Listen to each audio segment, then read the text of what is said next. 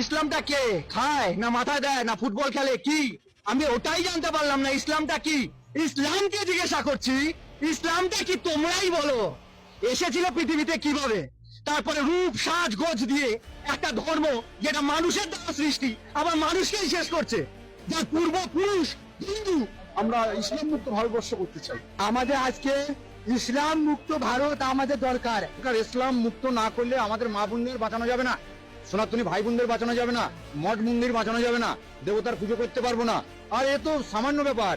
সত্য তেতা দাপরে শয়তান বিনাশ হয়েছে, কলিতে বিনাশ হবে। কলিতে কারা বিনাশ করবে? সাধু সন্ত। সাধু সন্ত বিনাশ করবে। বিনাশকারী সামনে চলে এসছে, ওদের সময় হয়ে এসছে। মমতা ব্যানার্জি হুঁশিয়ার।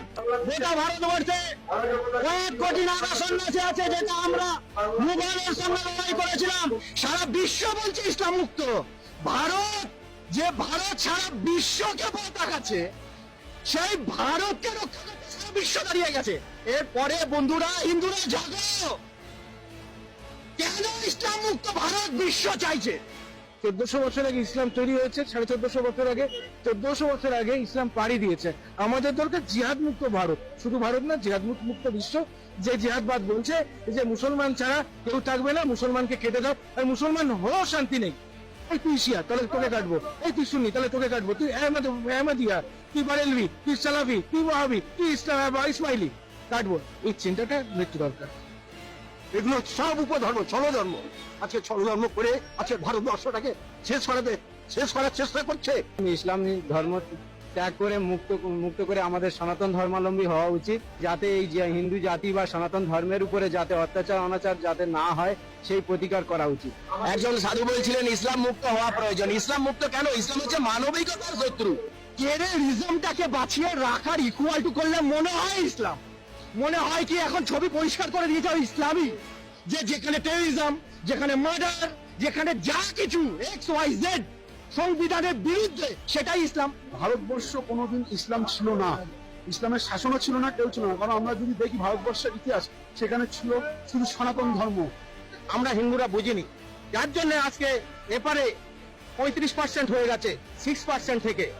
আমি সুমন্ত চক্রবর্তী, পূর্ব বর্ধমান জেলার 31 নম্বর ওয়ার্ডে আমার নিজস্ব পৈতৃক বাড়ি ছিল।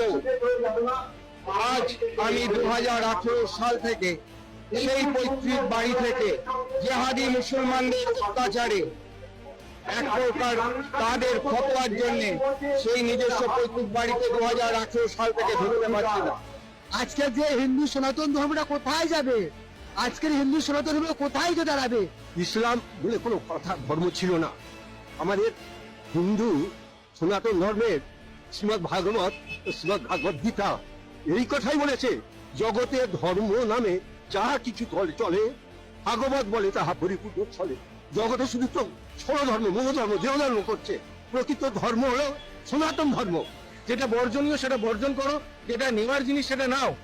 এবার যদি তুমি এমন বিহেভিয়ার করো, বাকি সম্প্রদায়রা তোমাকে করোনা ভাইরাস ভাবা শুরু করে দেয়, ভাই তাহলে তো অ্যান্টিডট লাগবে তোমার বিরুদ্ধে। বাংলাদেশের সংখ্যা লঘু আমরা, সেই জন্য ওরা যার খেয়েছে যার পড়েছে তাকেই আজকে কারাগারে ভরে দিয়েছে। কিন্তু ভারতবর্ষ অত সোজা না। ভারতবর্ষ দিদিমণির ভারতবর্ষ না, ভারতবর্ষ সাধু সম্প্রদায়ের ভারতবর্ষ, ভারতবর্ষ ক্ষুদিরামের ভারতবর্ষ, ভারতবর্ষ আমাদের নেতাজির ভারতবর্ষ। সুতরাং দিদিমণি যতই নাচুক ঢাকের তালে তালে, পশ্চিমবাংলাকে মুসলমান করতে পারবেন না। আজকে যখন সনাতন মা মাটিদের মানুষের অত্যাচার হচ্ছে, তাদের শাড়ি খুলে তাদের নির্যাতন করতেছে। আজকে সন্দেশখালী কি হয়েছিল? আজকে সন্দেশখালী মা মাটির মানুষদের আছে, তাদেরকে নিয়ে ক্লাব ঘরের ভেতরে নির্যাতন করে তাদেরকে কেটে ফেলে ছুঁয়ে আসতেছে।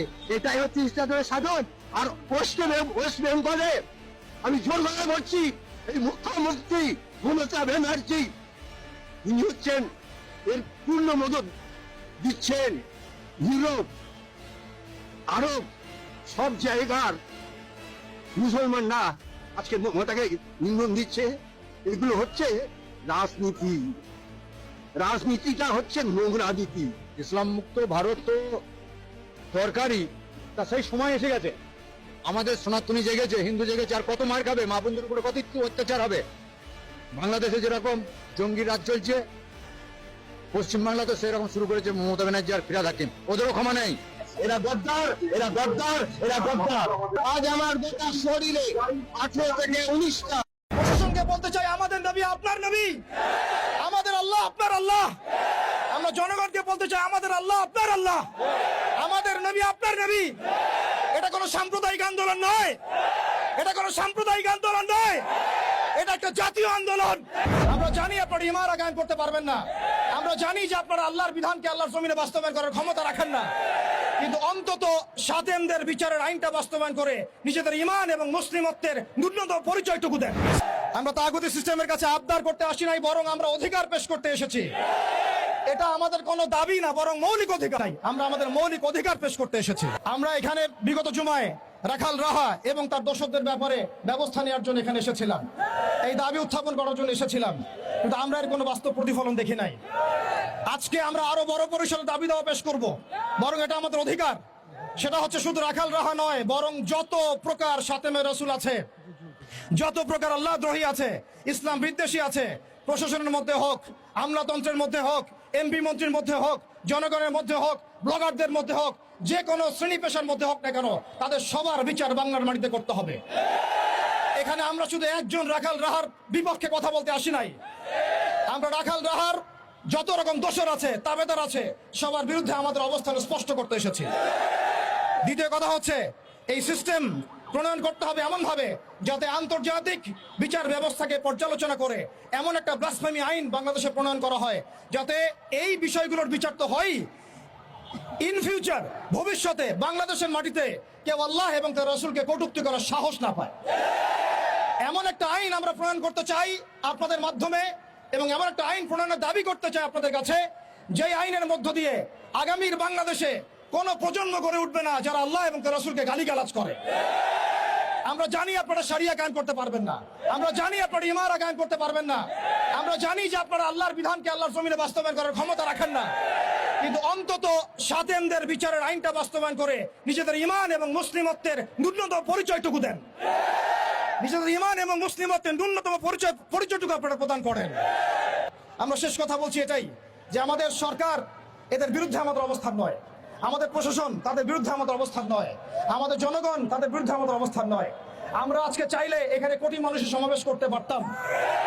আমরা ওয়ার্ল্ড অ্যাফেয়ার্স বুঝি, আমরা জিও পলিটিক্স বুঝি, আমরা দেশের অভ্যন্তরীণ বিশৃঙ্খলাগুলো বুঝি, কিন্তু আমরা সাতেমে রসুলের ইস্যুতে কেউ চুপ থাকবো না ইনশাআল্লাহ। যতদিন পর্যন্ত আপনারা এটা বাস্তবায়ন করবেন না, ততদিন পর্যন্ত বাংলার তাওহীদি জনতা ঘরে কখনোই চুপ করে বসে থাকবে না। অতএব আমরা সরকারকে অনুরোধ করতে চাই, আমাদের নবী আপনার নবী, আমাদের আল্লাহ আপনার আল্লাহ। প্রশাসনকে বলতে চাই আমাদের নবী আপনার নবী, আমাদের আল্লাহ আপনার আল্লাহ। আমরা জনগণকে বলতে চাই আমাদের আল্লাহ আপনার আল্লাহ, আমাদের নবী আপনার নবী।